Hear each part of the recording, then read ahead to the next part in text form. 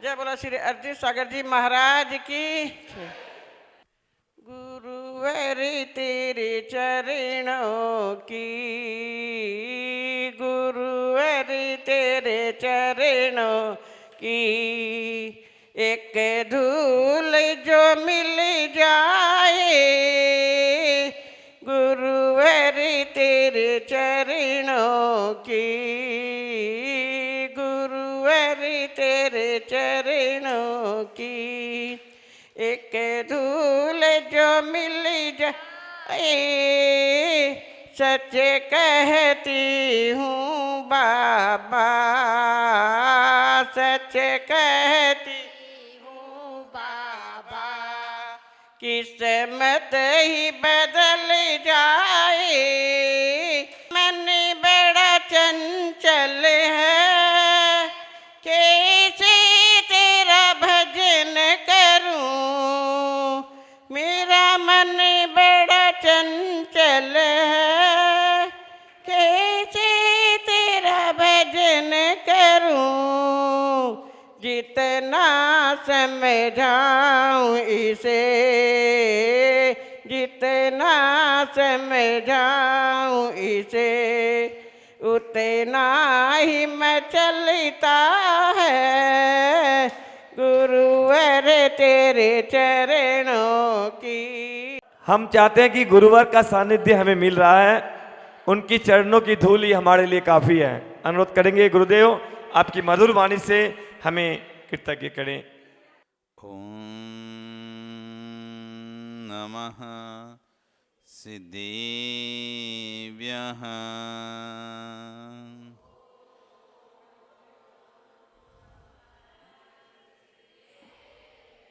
ओम नमः सिद्धेभ्यः।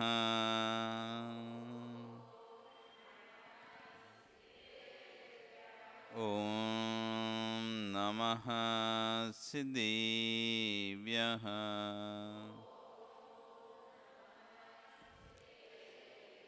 मोक्षमार्गस्य नेतारं भेतारं कर्मभूवृतां ज्ञातारं विश्वतत्त्वानां वन्दे तद्गुणलब्धे, वन्दे तद्गुणलब्धे, वन्दे तद्गुणलब्धे। नमो अरिहन्ताणं, नमो सिद्धाणं, नमो आयर्याणं, नमो वज्रायाणं, नमो लोये सव्यसा।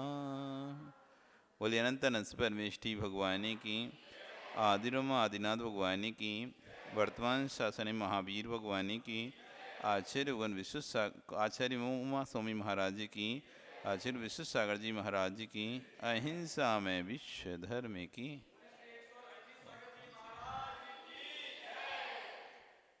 वो बंधु, कल यहाँ पर हम काय योग के बारे में शुभ अशुभ आश्रम की चर्चा कर रहे थे। शुभ और अशुभ, शुभ मन वचन काय से शुभ का आश्रम होता है, अशुभ मन वचन काय से अशुभ का आश्रम। अब शुभ काय मतलब हिंसा आदि प्रवृत्ति करना, झूठ चोरी कुशील परिग्रह आदि संचय करना, ये अशुभ का योग कहलाया। कौन सा काय कहलाया? ये अशुभ कहलाया। और शुभ कौन सा कहलाया? अहिंसा का कार्य करना, हिंसा नहीं करना, झूठ चोरी कुशील परिग्रह का संचय नहीं करना, पूजन करना, भक्ति करना, भगवान का अभिषेक आदि करना, जाप आदि करना, गुरुओं को आहार दान आदि देना, स्वाध्याय आदि के समय बैठे रहना, ये सब शुभ कार्य है। अच्छे कार्यों में जब हम अपने शरीर का व्यय करते हैं, शरीर का उपयोग करते हैं, वो कहलाता है शुभ कार्य। शुभ काय, और उसके काय के द्वारा जो मन आत्मा के प्रदेश में हलन चलन हो रहा ना, वो हो गया योग। तो शुभ काय योग, योग का मतलब होता है हलन चलन, योग का मतलब होता है जोड़, आत्मा का और शरीर का जोड़ से, आत्मा के और शरीर का जोड़ से जो आत्मा में परिणति चल रही है वो काय योग हो गया। मन के कारण जो आत्मा में हलन चलन रहा मन योग हो गया। वचन से जो आत्मा में हलन चलन हो वो वचन योग हो गया। तो हम काय के माध्यम से जो भी क्रियाएं कर रहे हैं, बैठ रहे हैं, उठ रहे हैं, चल रहे हैं, फिर रहे हैं, यत्नपूर्वक चल रहे हैं, यत्नपूर्वक बैठ रहे हैं, यत्नपूर्वक उठ रहे हैं, यत्नपूर्वक सो रहे हैं, खा रहे हैं, पी रहे हैं, ये सब शुभ काय योग में आता है। आपकी क्रिया यत्नपूर्वक है या आयत्नपूर्वक है। मरुद्वावा ज्यद्व्यवा, अदा चाहे से हिंसा, जीव चाहे मरे चाहे नहीं मरे, यदि आप प्रमाद पूर्वक कोई कार्य करते हैं तो हिंसा का दोष लगता है। और यदि आप देख कर कार्य कर रहे हैं और अचानक कोई जीव आ भी जाता है तो हिंसा का पाप नहीं लगता। मुइराज पैदल विहार करते हैं, चल रहे हैं, 4 हाथ भूमि देखकर चल रहे हैं, अचानक कोई जीव उनके पैर के नीचे भी आ जाएगा तो हिंसा का दोष नहीं लगेगा। और यदि देखकर नहीं चल रहे और बिना कोई जीव नहीं भी आया तब भी हिंसा का पूरा दोष लगेगा। इसलिए अपने घर के कार्यों में जो भी आप उठते हैं, बैठते हैं, चलते हैं, फिरते हैं, घूमते हैं, उसमें एक बार देख लेना चाहिए। ऐसा नहीं कि ठीक है कर दो। बहुत सी बार, कई बार ऐसा होता है आप डिब्बी में चावल भर के लाते, देखते नहीं है, तो जब यहाँ पानी डालते हैं तो ऊपर तिरुला आ जाता है, ऊपर कीड़े आ जाते हैं।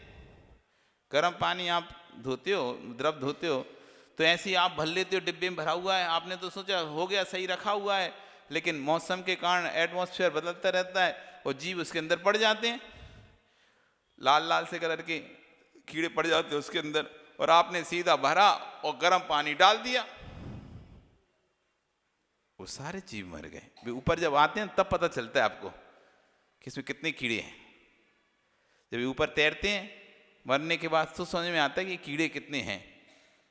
तो ये आयत्न पूर्वक कार्य हुआ, प्रमाद पूर्वक कार्य किया।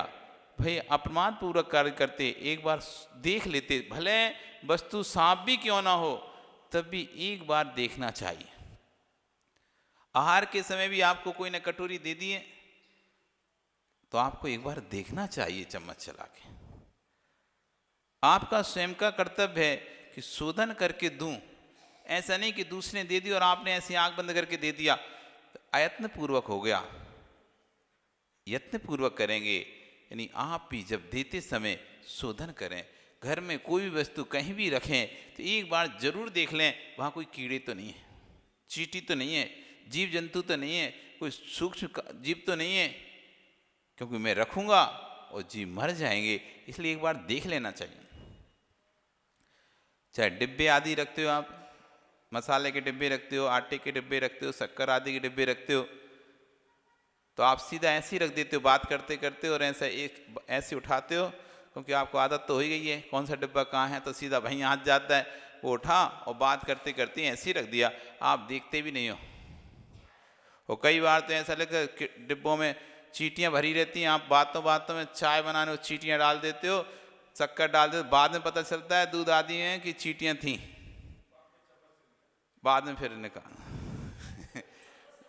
अरे कुछ नहीं दिखती, वो चाय पत्ती में पता ही नहीं चलती ना, एक सी दिख जाती है। पर कई बार ऐसा देखा जाता है कि डिब्बे के अंदर चींटियाँ हो जाती हैं, आप ध्यान नहीं देते, दूध आदि ऐसी सफ़ेद चीज़ में डाल देते हो, बाद में फिर जब ऊपर दिखती है तब आपको समझ आ रही डिब्बे में कहाँ से चींटी है, इसमें चींटी कहाँ से। जब आप डिब्बा खोल के देखते हो तब पाते को उसमें मरी हुई चींटियाँ पड़ी हुई हैं 4-6, हो भी गई थी, होके मर भी गई, तो पता भी नहीं चला और तुम डालते रहते हो और अब दिखाई दिए। तेल का डिब्बा होता है उसमें चींटियाँ चिपक जाती हैं, घी के डिब्बे में चींटियाँ लग जाती हैं, शक्कर के डिब्बे में चींटियाँ लग जाती हैं, और हम देखते नहीं। कई बार तो बाद में पता चलता है, पानी भर लेते हैं, बाद में पता चलता है इसमें तो चींटियाँ हैं जग में, वस्तु में चींटी। इसलिए कोई भी कार्य करें, हम कोई भी घर के कार्य करें, एक बार उसको देख लें, क्योंकि ये आपका देखना शुभ कार्यों कहलाता है। आप घर का गैस भी जला रहे हो तो एक बार गैस का बर्नल उठा के देख लो, क्या पता कोई कीड़ा उसके अंदर घुस गया हो। रात भर से पड़ा हुआ था, रात भर से पड़ा हुआ है गैस, रात में कॉकरोच वॉकरोच निकलते हैं, छिपकली आदि निकलती हैं, हॉल रहते हैं, गड्ढा उसमें से रहता ही है, कोई भी अंदर जाके बैठ सकता है। अब वो कोई समझदार तो रहते नहीं कि उनको पता है कि इसमें से आग निकलती है, गैस यहाँ बैठना नहीं है अपने, वो तो छुपने का स्थान देखते हैं, और जैसा गाढ़ स्थान गूढ़ स्थान छुपने को, उस स्थान पे घुस जाते हैं। इसलिए सुबह जब आप उठ के नहीं गैस उपयोग करते हो तो एक बार उसका बर्नल उठा लो, झटका लो, देख लो इसमें कोई जीव तो आकर नहीं बैठ गया। हो सकता है कॉकरोच घुस गया था, आपके झटकाने से बाहर निकल जाएगा, और घुस ही जाते हैं, पर आप देखते नहीं हो, वे तो वहीं जल के मर जाते हैं, भुन जाते हैं, तो पता भी नहीं चलता। आग में क्या बचता है? आग में क्या बचता है? सब जल जाता है और तुम्हें पता नहीं चल रहा। दुर्गंध भी आएगी तो तुम्हें पता नहीं चलेगा, तुमने देखा ही नहीं कहीं। थोड़ी देर आएगी तुम सोचो पता नहीं कहां से आ रही है, पता नहीं कहां से आ रही है। पहले तो उपयोग ही नहीं जाएगा हमारा उस दुर्गंध की ओर, और उपयोग चला भी गया तो हम कहां ढूंढे, खुद ही नहीं पता कहां है। इसलिए उसको एक बार सुबह से उठ के काम बाद में किया करो, पहले एक बार गैस को देख लो। हम गैस का उपयोग करेंगे, कोई जीव तो इसके अंदर नहीं है। बस इतने इतने से कार्यों से, घर के कार्य करते करते भी छोटे छोटे कार्य करते हो ना, उससे आपको शुभ का बंध होता है और उसी से आपका शुभ का बंध होता है। अब आए वचन युग पे। आप जब किसी का नाम लेते हैं, यदि आप उसका सही नाम बिगाड़ के नहीं दूसरा नाम ले रहे हो, तो आपको अशुभ का वचन युग का बंध होता है। किसी का अच्छा नाम था, मनोज था, तुमने मन्नू मन्नू कर दिया उसे। कोई भी नाम होता है, अपन क्या करते हैं, नाम को शॉर्ट निकाल देते हैं, और उसका पूरा जो व्यवस्थित नाम था उसका नाम ना लेके उसका कोई दूसरे नाम कर देते हैं। आपने वचन योग विकृत कर दिया, ये आपको अप्रशस्त वचन हो गए, ये आपके अशुभ वचन हो गए, आपको अशुभ वचन योग से पाप का बंध हो रहा है। किसी का नाम बिगाड़ना, किसी का कोई भी नाम निकाल देते हो, कोई नाम बिगाड़ देते हो, और आपको फिर उसको चिढ़ाने के लिए उसका नाम बोलते रहते हो। उसको आपको तो आता है मजा उसको किसी भी नाम से बुलाने से, चिढ़ाने से, लेकिन आपको पता ही नहीं है आप अशुभ का योग, अशुभ वचन योग का बंद कर रहे हो। किसी का नाम बिगाड़ना और उस पर हंसना चात्मोहिनी कर्म का तीर बंद का कारण बनता है। इसलिए जिसका जो नाम है उसी नाम से उसे पुकारना चाहिए। उसके दूसरे नाम यदि आपने निकाल दिए, आपने बना दिए, किसी का कुछ नाम बना देते ना, निकनेम निकाल देते हैं, अथवा कोई व्यक्ति कोई ढीला ढाला होता है, अरे ऐसा ही है तो ढीलू राम, ढीला राम, ऐसे करके अब उसे चार लोगों के बीच में भी ऐसे ही चढ़ा रहे हैं, चार लोगों के बीच में भी उसके, सब लोगों के बीच में भी उसको इसी तरह से संबोधन कर रहे हैं। आपको अशुभ वचन योग हो रहा है, आपको पता ही नहीं था। तो ये कह रहे असत्य वचन, असत्य, अहितकारी, अप्रिय, कर्कश, कर्णशूल, असभ्य वचन बोलना, ये सब असत्य वचन योग है। इसलिए किसी पर आप गुस्सा करते हो, किसी पर चिल्लाते हो, किसी के लिए ऐसे शब्द बोलते हो जो उसको चुभ जाए, उस समय आपको अशुभ वचन योग से आश्रव होता है। अशुभ का आश्रव होता है, नहीं अशुभ का आश्रव मतलब पाप का आश्रव होता है। इसलिए अशुभ नहीं बोलो। कैसे बोलो? सत्य बोलो, हित मित प्रिय, हितकारी, मधु, प्रिय भाषी वचन बोलो। क्योंकि वचन एक ऐसे हैं कि कहते हैं कि बाण का घाव भर जाएगा, लेकिन वचनों का घाव पूरे जीवन भर नहीं भरता। किसी अस्ते सस्ते यदि कोई ने घाव कर दिया, वो तो एक समय बाद कोई भी कैसा भी घाव हो वो अपना भर जाता है, लेकिन वचनों के घाव भरते नहीं है। वो एक बार अंदर चुभ जाते हैं ना, बरसों बरसों बीत जाए, फिर कितना भी तुम अच्छे भी हो जाओ सोने के, लेकिन वचन वे अंदर बैठे रहते हैं। इसलिए ऐसा कहें, वाणी बाण बने, वाणी बीणा बने, वाणी बाण ना बने। आपके वचन ऐसे हों कि लोग आपको अपना माने, ऐसे ना हो अरे ये तो ऐसी बोलती रहती है, ये तो ऐसे इसका काम ही ऐसे कठोर वचन बोलने का। कई लोग होते हैं, समाज में भी होते हैं, महिलाओं में होते हैं, पुरुष में होते हैं, उनके मुख से कभी अच्छे वचन आप सुन ही नहीं सकते। जब भी सुनोगे दूसरे को डांटते दिखेंगे, जब भी सुनोगे दूसरे की कमी निकालते दिखेंगे, जब भी सुनोगे टोकते हुए उन्हें सुनोगे। कभी उनसे अच्छे वचन सुन ही नहीं पाते तुम, उनके निकलते नहीं वचन। दूसरों की गलतियां, दूसरों की बुराई, दूसरों के दोष, जब देखो तब बुराई, जब देखो तब बुराई। कभी किसी की अच्छाई तो उनके मुख से आती नहीं है। ये असभ वचन योग से कर्म का आश्रव करते हैं, पाप का आश्रव करता है जीवन निरंतर। इसलिए वचन योग को बड़े संभाल के रखना चाहिए। ये छोटी सी जीव है, लेकिन महाभारत इसी से हुई थी। महाभारत किसने कराई? अंधे के अंधे ही होते हैं। जब दुर्योधन पांडवों के महल में गया, और महल ऐसा था, स्फटिक मणियों का महल था, जहां पर ना तो ये समझ में आ रहा था पानी कौन सा है, ना ये समझ आ रहा दीवार कौन सी, ना ये समझ आ रहा फर्श कौन सा है। तो कंफ्यूज हो रहा था, भ्रमित हो रहा था युधिष्ठिर। तो पानी जमीन को पानी समझ रहा था, तो आराम से ऐसे संभल संभल के पैर रख रहा था। तो जैसे उसने पैर रखा, लेकिन वो थी जमीन, तो वो तो पानी नहीं था ना, तो उसको अरे हम पानी समझ रहे, ये तो जमीन है, ऐसे करके चला जा। आगे सच में पानी था, लेकिन उसको वही लगा कि इधर पानी लग रहा था नहीं ना, तो आगे भी नहीं होगा, और आगे वो भी ऐसे ही चल दिया, वो पानी में जाके धड़ाम गिर गया। वही द्रौपदी बैठी हुई थी, सो देखकर हंसने लगी, और हंसते से बोल दी, अंधों के अंधे ही होते हैं, दिखाई नहीं दे रहा कि कहाँ पानी है और कहाँ पर जमीन है। बस इतना सा शब्द बोला था, वो उसके हृदय में चुभ गया। अंधों के अंधे होते हैं, अब इसका मैं बदला लेकर दिखाऊंगा। पहले लड़ाई हाथों पैरों से नहीं होती, कभी भी युद्ध लड़ाई पहले हाथ पैरों से नहीं होती, पहले बातों से प्रारंभ होती है। जब भी लड़ाई होती है सबसे पहले कैसे होती है? बातों के माध्यम से प्रारंभ होती है। वे बातें बड़े बड़े के इतनी आगे बढ़ जाती हैं कि हाथ पैरों तक पहुंच जाती हैं। इसलिए अपने वचन युग को संभालो, जितना हो सके कम बोलो। और जिनको अपना बुढ़ापा सुधारना है, जो सास बन चुकी हैं, और जो बहू हैं वो उनको अपना जीवन सुधारना है, घर में सुखी रहें, और जो सास बन चुकी हैं उनको अपना बुढ़ापा सुधारना है, तो मौन रहना प्रारंभ कर दें।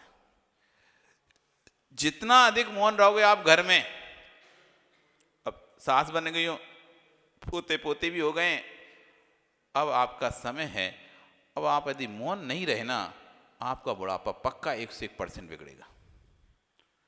क्योंकि शरीर की सामर्थ्य कम होती जाएगी, काम होगा नहीं शरीर से, और जबान वैसी चलेगी कैंची जैसी। जबान चलना बंद हुई नहीं है, शरीर की सामर्थ्य बंद हो गई है, हाथ पैर चलना बंद हो रहे हैं, लेकिन मुंह वैसे ही चल रहा है, तो आपका सम्मान घट जाएगा। इसलिए अपना सम्मान बना के रखना है, और आखिरी समय तक बहू आपकी सेवा करते रहे, ऐसा आप चाहते हो, तो जितना अधिक हो सके उतना मौन रहो। पूछने पर बोलो, नहीं तो मत बोलो। कोई सलाह मत दो, गलत भी हो रहा चुपचाप देखते रहो। तुमसे कोई पूछे ये गलत हो गया क्या करें, तो फिर सलाह दे तो ठीक है, अब ऐसे सही कर लो। और जितने शांत रहोगे, जितने मौन रहोगे, जो वचन सिद्धि करते हैं, जो लोग मौन को धारण करते हैं, उनको वचन सिद्धि हो जाती है। जो जितना अधिक मौन लेते हैं उनको वचन सिद्ध हो जाते हैं। फिर वो जो बोलते हैं ना, वो बात दूसरों को फलित होती है। साधुओं के वचन क्यों फलित होते हैं लोगों को? जाओ तुम्हारा कल्याण हो जाओ, जाओ तुम्हारा ऐसा हो जाए, तुम अच्छे से हो जाए, तुम्हारे घर में संपत्ति आ जाए। उनके वचन उनको फलित क्यों हो जाते हैं? क्योंकि अधिकतर मौन रखते हैं। वाणी मनोरम तस्य उज्ज्वल मौन मुच्यते। जिनको अपनी वाणी को अच्छा बनाना है, कर्कश वाणी है, कठोर वाणी है, तीखी वाणी है, तो उज्ज्वल मौन को धारण करें, उनकी वाणी पर सरस्वती विराजमान हो जाएगी। यदि आपकी वाणी, बहुत सारे लोगों की ऐसी भाषा ही होती है, वे अच्छे भी बोले ना तो ऐसा लगता है चिल्ला रहे हो, अच्छे से ही बात करें तो ऐसा लगता है जैसे ये तो गाली से दे रहे हो, अच्छे भी बात करें तो ऐसा लगता है कि ये तो एकदम कैसी तीखी भाषा बोल रहे हैं। वाणी कर्कश होती है, ऐसे लोगों को तो बहुत मौन रखना चाहिए। और जिनको अपनी वाणी में तेज लाना है, ओज लाना है, और वो चाहते ही मैं जो बोलूँ लोग उसे माने, तो उसे मौन धारण कर लेना चाहिए। जो जितना अधिक मौन रखेगा, जितनी अच्छी मौन की साधना करेगा, उसकी वाणी उतनी अच्छी, प्रभावशाली, लोगों को अपने ओर खींचने वाली बनेगी।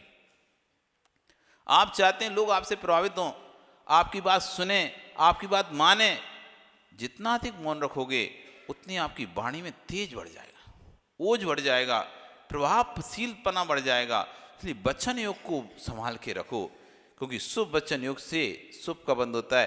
अब मन योग कह रहे हैं, अशुभ मन योग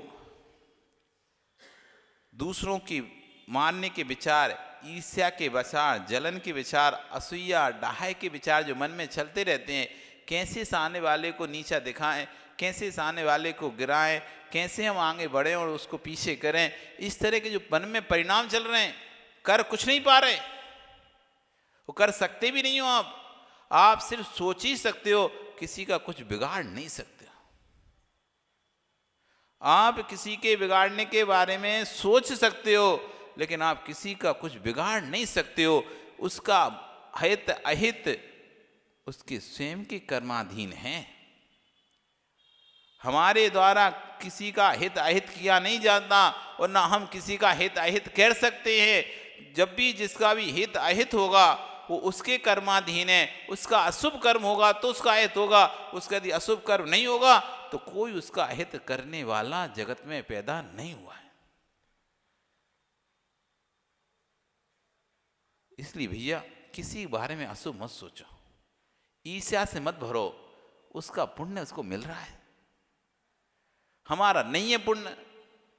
और कोई कहे हम तो इतना कर रहे हैं तब भी नहीं मिला, तो भैया इतना कर रहे हो तो वो अगले भव के लिए कर रहे हो। उसने जो उसको जो मिल रहा है वो इस भव का नहीं मिल रहा, पिछले भव का मिल रहा है।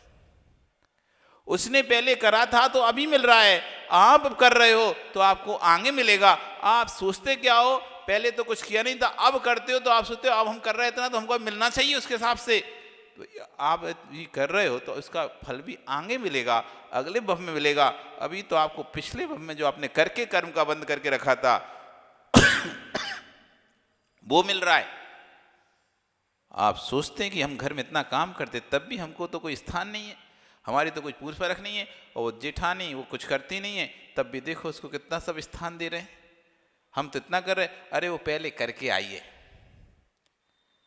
पहले करके आइए। तुम आज कर रहे हो।